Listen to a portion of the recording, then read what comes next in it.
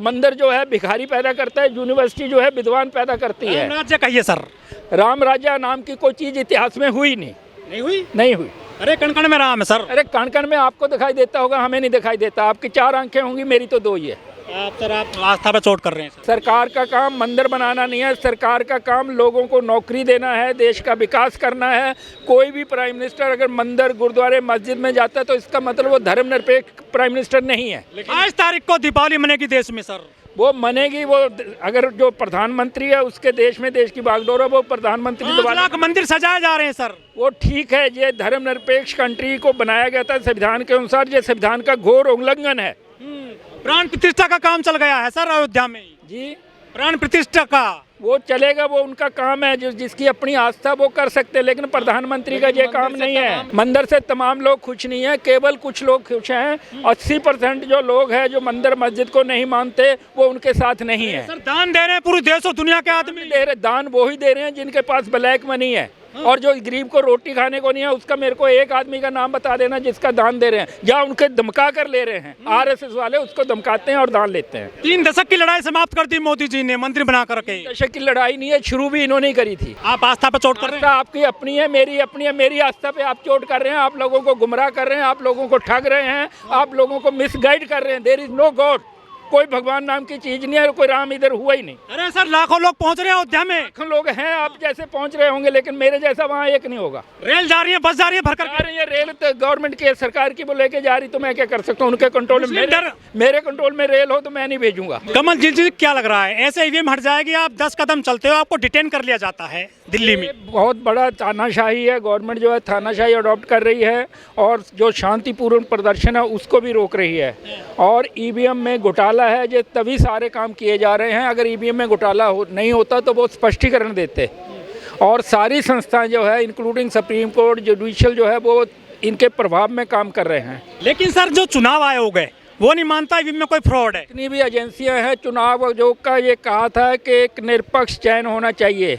वो आपने देख लिया है कि इस सरकार ने, बेईमान सरकार ने, उसका चयन भी जो है उसका लॉ पास कर दिया, जो पूरा गवर्नमेंट के हाथ में है, सरकार के हाथ में। जब सरकारी आदमी है, वो सरकार उसको चुन रही है, प्रधानमंत्री चुन रहा है, तो सरकार के खिलाफ कैसे जाएगा?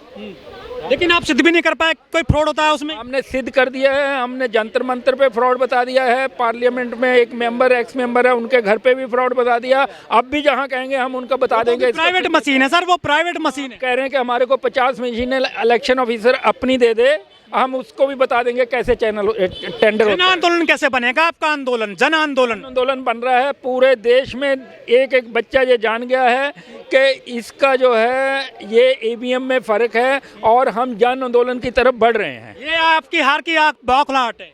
ये हमारी हार की बौखलाहट नहीं है। जब जोर जुल्म होता है उसमें संघर्ष करना पड़ता है। हम संघर्ष पे, जो एडवोकेट हैं सुप्रीम कोर्ट के, हाई कोर्ट के, वो संघर्ष पे आ गए हैं। आपके साथ एक भी राजनीतिक पार्टी नहीं है, ना कोई नेता लग रहा है? हमारे साथ राजनीतिक पार्टी भी है। जैसे मौका लगेगा राजनीतिक पार्टियां भी आएंगी। राजनीतिक पार्टियां ने, कल ही बहन मायावती ने भी बोला है कि ईवीएम में हेरा फेरी है। और दूसरी पार्टियों ने क्यों नहीं आते सर वो लोग? आज सड़क पे आ जाएंगे, अपने हिसाब से आएंगे। आप लोगों के कहने से थोड़ी आएंगे, उनका अपना प्रोग्राम है, बिल्कुल सड़क पे आएंगे। लेकिन कांग्रेस ईवीएम लेकर आई थी, वो भी नहीं आ रही है। नहीं, ईवीएम जब लेकर आई थी तब ये घपलेबाजी नहीं हो रही थी। आज घपलेबाजी, कितनी मशीनें तो इलेक्शन कमीशन के कंट्रोल से बाहर है, जिनका कोई पता नहीं है।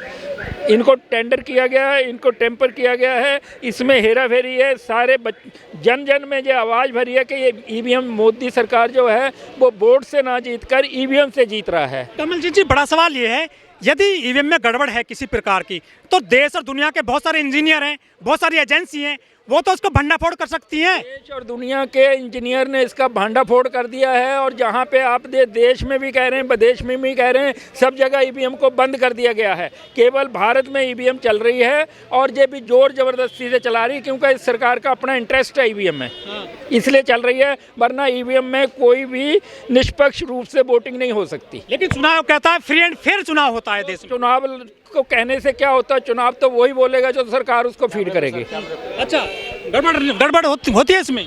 बिल्कुल इसमें गड़बड़ है, बता दिया गया, जगह जगह डेमोन्स्ट्रेशन हम कर रहे हैं और इलेक्शन कमीशन को भी ये चैलेंज किया कि आप अपनी कोई भी 50 मशीनें हमारे को दे दो, हम उसमें बता देंगे कैसे हेरा फेरी होती है। लेकिन कई हजार पार्टी हैं देश में, कोई सड़क पर नहीं आ रही है। सारी पार्टियों ये बिल्कुल पता लग चुका है कि ईवीएम में हेरा फेरी हो रही है, वो प्रोग्राम बना रही हैं, बहुत ही जल्दी इसी महीने के लास्ट में या अगले महीने के शुरू में वो सड़क पे आएंगे। लेकिन अब तो चुनाव आ रहा है सर। अब क्या करें, चुनाव तो अपने हिसाब से चल रहा है, वो तो सड़क पे आने पे भी ये तानाशाह सरकार है, नहीं मानेगी तो क्या करेंगे। कुछ लोग कह रहे हैं कि यदि ईवीएम नहीं हटी तो फिर मोदी जी कभी हटी नहीं पाएंगे। ये बिल्कुल सच है, ईवीएम से जीत रहा, वोट से वो नहीं जीत रहा। लेकिन वो तो मंदिर वगैरह बना रहे हैं, वो तो वोट मिल रहा है हिंदुओं को। मंदिर जो है संविधान का घोर उल्लंघन है, कांग्रेस ने नहीं करी थी ताला खुलवा करके। मंदिर की लड़ाई कभी नहीं उन्होंने शुरू करी थी, ताला इन्होंने जबरदस्ती खोला था, जैसे आज भी जबरदस्ती हो रहा है। जैसे बाबरी मस्जिद भी आप कहेंगे कि उसने जो बाबरी मस्जिद इन्होंने तोड़ी और इतिहास के साथ खिलवाड़ किया। कहा जाता है मोदी है तो मुमकिन है। अब ये वो उनके जो अंधभक्त है, कुछ भी कहे, मेरे को उसका कोई जवाब देना है क्या। मोदी जी शूद्र हैं, मंदिर का उद्घाटन करने जा रहे हैं, पिछड़े आदमी जो है वो नकली शूद्र है और असली शूद्र उसमें कोई नहीं जा रहा। शूद्रों का अगर किसी ने नुकसान किया है तो धर्म नहीं किया है। कह रहे हैं कि शंकराचार्य नहीं जाएंगे कोई भी। इस धर्म ने ये शूद्र बनाए हैं, उच्च वर्गीय बनाए हैं, निम्न वर्गीय बनाते हैं। जिनको ये समझ आ गया वो इन धर्म को नहीं मानता। शंकराचार्य नाराज हो गए हैं मोदी जी से।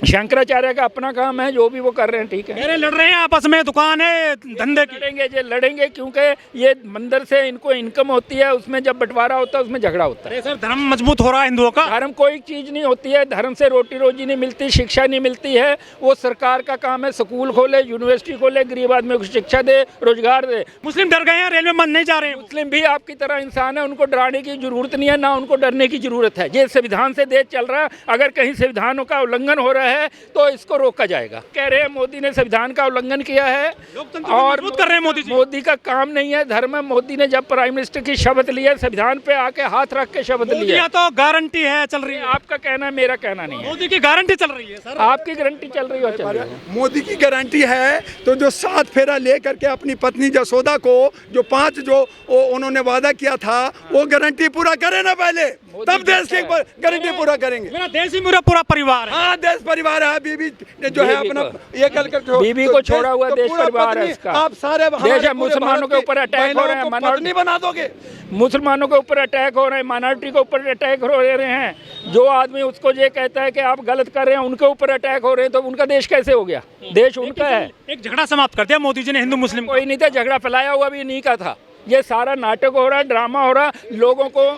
लोगों को बेवकूफ़ बनाने का एक तरीका निकाल लिया उसने। एक मंदिर ऐसा जो है नकली, जो इस तरह की आस्था बनाने से लाखों भिखारी पैदा होता है। अगर इसी तरह एक यूनिवर्सिटी के ऊपर खर्च कर देते तो हजारों विद्वान पैदा होते। 100 देशों में मनेगा रामोत्सव। आप जो मर्जी करिए, क्योंकि उसकी सरकार है, वो संविधान के अनुसार काम नहीं कर रहा। संविधान के अनुसार जो प्रधानमंत्री है उसको सारे धर्म बराबर है, उसको किसी धर्म में एक्टिवली पार्टिसिपेट नहीं करना। अगर वो करता तो धर्म का उल्लंघन कर रहा है। निमंत्रण भेजे जा रहे हैं पूरे देश और दुनिया में। भेज रहा है, वो जो भी करे तो कर रहा है, उस पर हम क्या बोलेंगे।